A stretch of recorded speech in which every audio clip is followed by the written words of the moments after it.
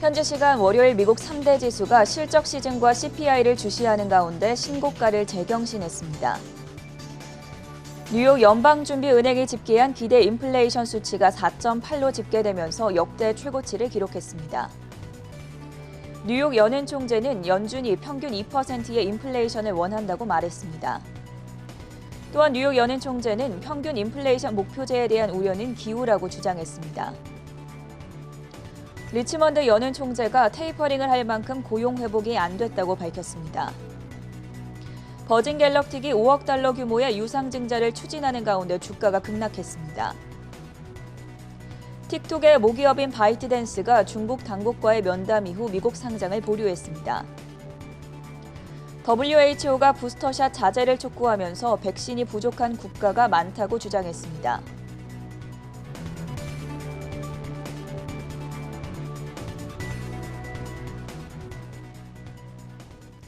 네, 여러분 안녕하십니까? 화요일 아침 글로벌 이슈투데이의 전세원입니다. 오늘 새벽에 마감한 현지 시간 월요일 뉴욕 증시 3대 지수가 다시 한번 상승하면서 신고가를 재경신했습니다. 다우지수가 120포인트 넘게 오르면서 35,000선 바로 아래에서 종가 형성했고요. 오늘 특징적인 종목으로는 테슬라가 4% 이상 급등, 여기에 엔비디아를 비롯한 반도체 업종들의 주가 흐름도 상당히 좋았습니다. 먼저 자세한 글로벌 마감 현황 확인해 보시죠. 박고은 외신캐스터가 준비하고 있습니다.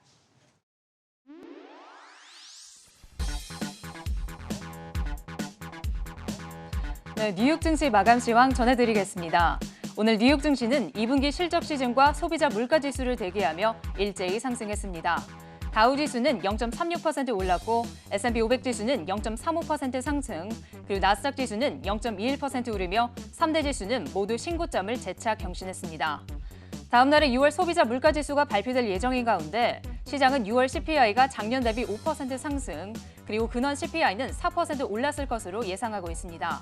또한 내일부터 주요 은행들의 실적을 시작으로 기업들의 2분기 실적 발표가 개시되는 가운데 팩트셋에 따르면 S&P 500 기업들의 분기 순이익은 작년 대비 64% 넘게 급증했을 것으로 추정되고 있습니다. 이렇게 2분기 실적에 대한 기대감이 이어지는 가운데 3대 지수는 일제히 상승 탄력을 받았고 이날 미국의 10년물 국채금리는 장중에 1.3% 중반대에서 거래되며 안정적인 흐름을 보였습니다. 업종별로 자세히 살펴보면 오늘 장에서는 금융주와 커뮤니케이션주, 그리고 부동산주가 가장 많이 오르며 선전했고 반면에 필수 소비재는 상대적으로 약세를 보였습니다. 종목별로도 보겠습니다. 오늘 은행주들은 2분기 강한 실적 발표 기대감에 상승세를 보였습니다. JP모건과 시티는 1% 넘게 올랐고 골드만삭스는 2% 넘게 상승했습니다. 다음으로 테슬라는 완전 자율주행 FSD9 베타 버전 소프트웨어를 배포한 가운데 주가는 4% 이상의 상승세를 보였습니다. 또한 일론 머스크 테슬라 CEO는 2016년 솔라시티의 인수와 관련해 어떠한 금전적 이익이나 압력이 없었다고 증언했습니다. 다음으로 마이크로소프트는 보안 소프트웨어 업체인 리스크 IQ를 인수하는 데 합의했다는 소식을 전했습니다. 리스크 IQ는 고객사가 보안 위협을 탐지하도록 돕는 클라우드 소프트웨어 업체로서 마이크로소프트의 보안 비즈니스 확대에 도움을 줄 것으로 보이고 있습니다.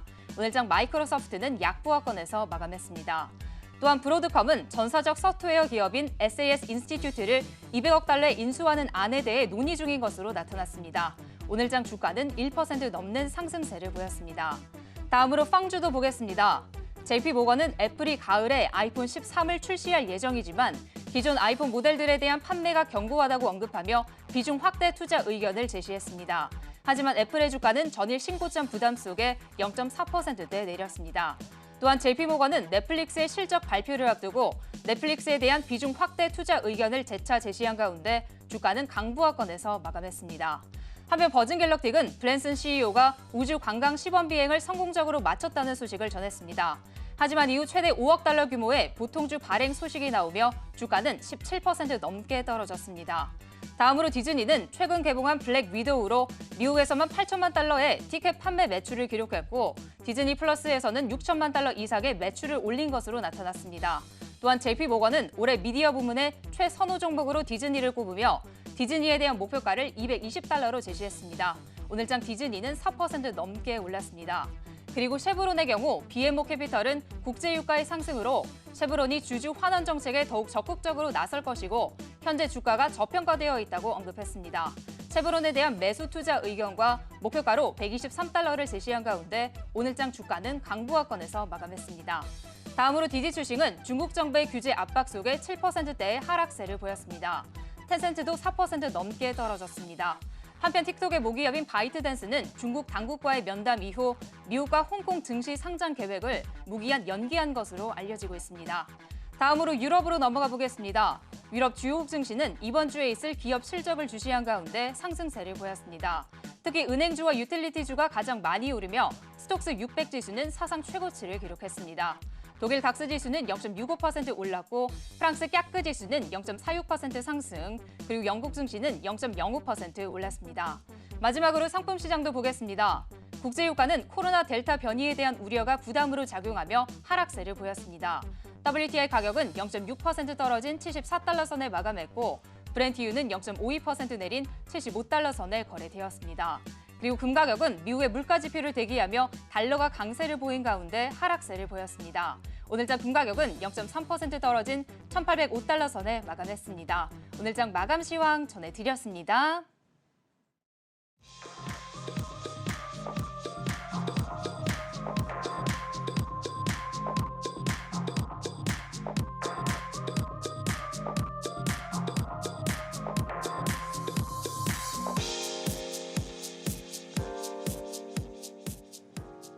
세계 각국의 이슈로 투자자의 든든한 하루를 보장해드리는 글로벌 이슈 투데이 시간입니다. 오늘의 첫 번째 소식 확인해 보도록 하겠습니다. 밤 사이에 또 다양한 연준 위원들의 발언이 나왔습니다. 홍성진 캐스터, 어떤 인사들의 발언이 전해졌습니까? 네, 맞습니다. 간밤 사이 인플레이션과 테이퍼링에 대한 연은 총재들의 새로운 발언이 나왔습니다. 우선 윌리엄스 뉴욕 연은 총재는 현지 시간 12일에 참가한 컨퍼런스에서 연준의 평균 물가 목표제에 대한 자신의 생각을 밝혔는데요.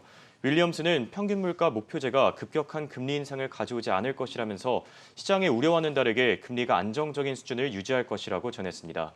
이어서 평균 물가 목표제를 통해 물가 상승률이 2%를 넘어서도 연준이 일정 기간 이를 용인할 것이라면서 이를 통해 인플레이션 기대치가 오르기보다는 오히려 고정될 것이라고 강조했습니다. 이외에도 코로나19 상황에 따른 인플레이션 현상에 대해서도 입을 열었는데요. 윌리엄스는 팬데믹이라는 독특한 상황이 인플레이션을 분석하는 데 어렵게 만들고 있다면서 최근 시장에서 나타나고 있는 가격 움직임은 일시적일 것이라고 진단했습니다. 또 팬데믹이 공급과 수요 격차를 예상보다 더 큰 폭으로 벌리고 있다면서 시장에 지속적인 영향을 미치는 요인들과 단기적인 영향을 미치는 요소들을 잘 구별해야 한다고 덧붙였습니다. 이어서 시장은 토마스 바킨 리치먼드 연은 총재의 발언에도 주목했는데요. 바킨은 미국 고용시장이 아직 충분히 회복되지 않았다면서 테이퍼링은 시기상조일 것이라고 전했습니다. 바킨은 현지 시간 12일 월스트리트저널과 진행한 인터뷰에서 이 같은 입장을 밝혔는데요. 바킨은 테이퍼링을 시행하기 전에 고용률이 최소 59%까지는 올라야 한다면서 고용시장의 상황에 맞춰서 연준의 정책이 시행돼야 한다고 강조했습니다. 앞서 미국의 고용률은 지난해 2월 61.1%를 기록했지만 코로나19 상황이 심각해지자 4월에는 51.3%까지 하락한 바 있는데요.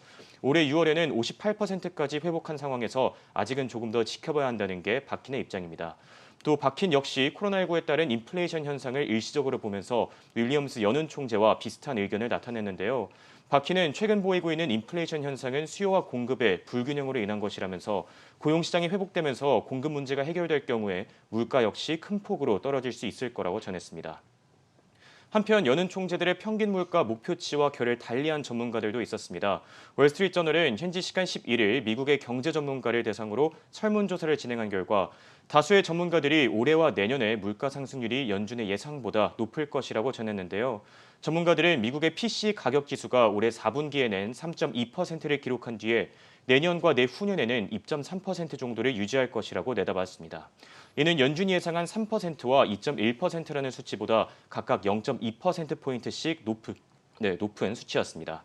때문에 정책 당국자들보다 민간 전문가들이 물가 상승 전망치를 높게 잡은 만큼 인플레이션을 통제하기 위해 연준이 보다 빠르게 기준금리를 올려야 할 수도 있다는 게 지적한 상태입니다.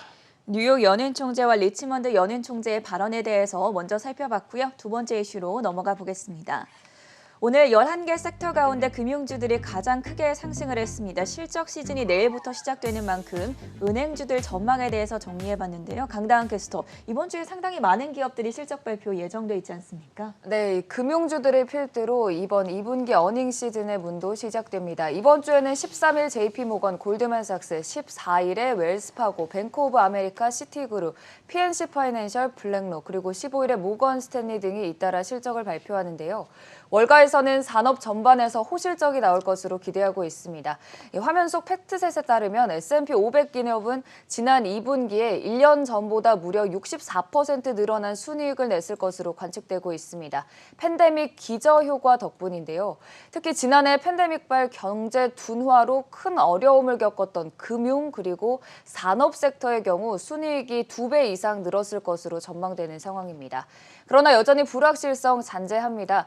톰 행콕 GMO 퀄리티 펀드 포트폴리오 매니저는 S&P 500 지수가 올해에만 사상 최고치를 38차례 경신하는 등 밸류에이션 부담이 큰 상황이라고 지적했습니다.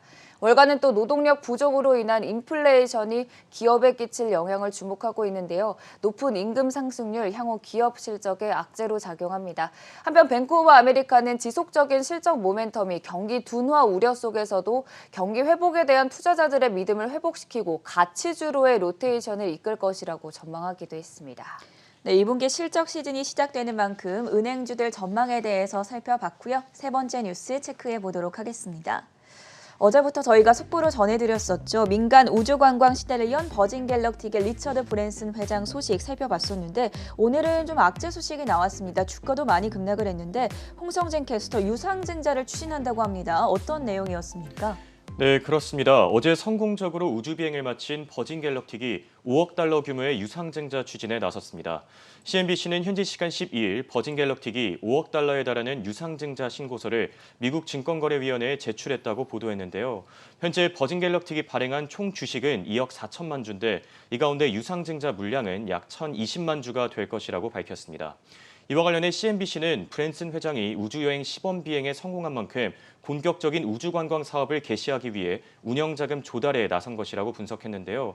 다만 이 같은 유상증자 소식이 전해지자 주식 증가에 따른 투자자들의 부담으로 버진갤럭틱 오늘 장중에 큰 폭으로 빠지면서 현재 장 마감 기준 17% 떨어진 40달러 선에 거래를 마친 상태입니다. 한편 이 같은 하락 소식에도 월가 전문가들은 여전히 버진갤럭틱을 긍정적으로 평가하는 모습입니다. 투자은행 캐너코드 제뉴이티의 분석가는 이번 우주 비행을 성공시킨 브랜슨의 성과는 일반 대중들이 무시할 수 없는 수준의 대단한 마케팅이었다고 높게 평가했고 자산 운용사 AB 번스타인은 버진갤럭틱이 본격적으로 상업용 우주 관광을 시작하면 탑승객 1명당 최소 40에서 50만 달러의 티켓을 판매할 수 있을 거라고 전했습니다. 또 이 같은 수익은 회사를 성장시키는 데 상당한 도움이 될 거라고 덧붙였습니다. 이 외에도 미국 항공우주국 나사의 국장도 버진갤럭틱에 대한 찬사를 아끼지 않았는데요. 빌 넬슨 나사 국장은 CNBC와 진행한 인터뷰에서 이번 우주 비행은 위대한 이정표라고 생각한다면서 버진갤럭틱을 포함한 다수의 기업들을 통해 우주 산업이 더 발달할 것이라고 밝혔습니다. 또 우주 관광 산업도 좋지만 국가 차원의 우주 경쟁도 곧 시작될 거라고 전했는데요. 넬슨은 미국 정부가 특히 중국을 견제한다면서 과거 소련과 벌였던 우주 경쟁이 이제 중국을 상대로 펼쳐지게 될 거라고 전했습니다. 이어서 중국 정부가 최근 더 공격적으로 우주 프로그램 개발에 나서고 있다면서 결과 또한 성공적이라며 경계하는 입장을 내비치기도 했습니다. 성공적으로 우주 비행을 마쳤던 버진갤럭틱이 5억 달러 규모의 유상증자를 추진하면서 오늘 17% 급락하며 마무리됐다는 점 전해드렸고요. 네 번째 이슈 체크해 보도록 하겠습니다. 바이트댄스 소식이 올라와 있습니다. IPO를 연기할 수도 있다고 하던데 지금 디디 출시의 여파가 계속 파장을 미치는 것이 아닌가 하는 평가가 나오고 있습니다. 강다은 캐스터가 전해주시죠. 네, 바이트댄스가 중국 규제 당국과 만남을 가진 뒤에 계획했던 IPO를 취소한 것으로 알려졌습니다. 바이트댄스는 짧은 동영상 공유 앱 틱톡을 운영하는데요. 중국 정부 규제 당국이 바이트댄스의 틱톡의 데이터 보안에 집중하라고 촉구하자 결국 해외 상장 계획을 백지화했습니다. 기사를 보면 바이트댄스 관계자는 IPO 관련 소문이나 추측에 대해서는 언급하지 않겠다고 말했습니다. 이번 상장 연기는 최근 중국 규제 당국이 지난달 미국 뉴욕 증시에 상장한 중국의 차량 공유 업체 디디 출싱에 대해 조사에 들어간다는 소식 이후 나온 것으로 있고 중국 당국의 해외 상장 규제에 따른 조치라는 분석도 나오는데요. 중국 정부는 자국 테크 기업들에 대한 단속을 계속하고 있습니다. 올해 초 중국은 중국 최대 전자상거래 기업인 알리바바에 대해 반독점 위반을 이유로 27억 5천만 달러, 우리 돈 3조 원 이상의 벌금을 부과한 바 있고요. 여기에 온라인 게임 분야 핵심 기업들의 인수합병을 통해 사업 영역을 넓히려던 텐센트의 인수합병에도 제재 움직임을 보였습니다. 이렇게 규제 강도가 나날이 심해지자 미국의 싱크탱크 애틀랜틱 카운슬은 중국 공산당이 자국 기업의 해외 증시 상장을 규제하면 2030년까지 최대 45조 달러, 우리 돈으로 5경이 넘는 정도의 손실을 볼 수 있다고 분석했습니다. 한쪽에선 오히려 미국이 더 손해를 볼 것이란 지적도 있습니다. 중국 기업의 미국 증시 상장을 제한하면 상장을 주관하는 미국 기업들도 엄청난 타격을 입을 것이라는 보도가 이어지고 있는데요. 현재 미국 증시에 상장된 중국 기업들 모두 250개입니다. 한편 최근 중국의 규제 이슈에도 불구하고 화면을 보면 국내 서학개미들은 이달 들어 홍콩 증시에 상장한 텐센트 1,483만 달러, 그리고 뉴욕 증시에 상장한 디지투싱을 1,205만 달러 순매수했습니다. 중국 기술주 두 기업 모두 순매수 상위 15위권에 올랐습니다. 바이트댄스는 수년간 적자를 기록하고 있는 디디추싱과는 다르게 실적도 탄탄하다고 하던데 다시 언제쯤 IPO 이야기가 나올 수 있을지 지켜보도록 하겠고요. 마지막 뉴스까지 확인해 보도록 하겠습니다. 테슬라가 오늘 4% 넘게 급등한 가운데 일론 머스크가 또 다르게 이끌고 있는 기업이 있죠. 솔라시티 인수와 관련한 재판에서 오늘 증언에 나섰다는 보도가 나왔습니다. 압박이 없었다고 하던데 어떤 내용이었습니까? 네, 맞습니다. 일론 머스크가 솔라시티 인수와 관련된 재판에서 증언에 나섰습니다. 현지 시간 10일 CNBC에 따르면 머스크는 이날 법원에서 열린 첫 재판에 출석해 솔라시티 인수에 대한 입장을 밝혔는데요. 머스크는 자신이 인수 과정에서 어떠한 압력이나 압박을 하지 않았다면서 자신에 대한 혐의를 부인한 것으로 확인됐습니다. 앞서 테슬라의 주주들은 솔라시티 인수 결정으로 인해 테슬라가 손해를 봤지만 머스크와 이사진들은 오히려 이득을 취했다면서 소송을 제기한 바 있는데요. 주주들은 머스크가 테슬라에 최대 26억 달러, 우리 돈으로 약 3조 원에 달하는 피해를 끼쳤다면서 이 돈을 회사에 돌려줘야 한다고 주장한 상태입니다. 이어서 솔라시티를 인수하는 과정에서 머스크가 이사회의 인수가를 올리도록 압박했다면서 솔라시티 인수에 결정적인 역할을 한 만큼 책임을 져야 한다고 강조했는데요. 현재 전문가들은 이번 소송은 테슬라를 누가 지배하는가를 보여주는 계기가 될 것이라면서 머스크가 만약 패소할 경우에는 상당한 타격을 입게 될 것이라고 전한 상태입니다. 한편 이와 관련해 머스크는 오늘 열린 재판에서 자신은 이번 솔라시티 인수와 관련해 어떤 회유나 압박도 하지 않았다고 밝혔는데요. 머스크는 이번 인수 과정에서 금전적 이익을 취하지 않았다면서 아울러 이사진에게 미친 영향도 사실이 아니라고 강조했습니다. 또 솔라시티의 인수는 엄연한 주식 거래였고 두 회사가 거의 동일한 비율로 주식을 소유했기 때문에 자신에 대한 혐의에 동의하지 않는다는 입장을 덧붙이기도 했습니다. 네, 홍성진 그리고 강다운 외신캐스터와는 여기서 인사드리겠습니다. 수고하셨습니다.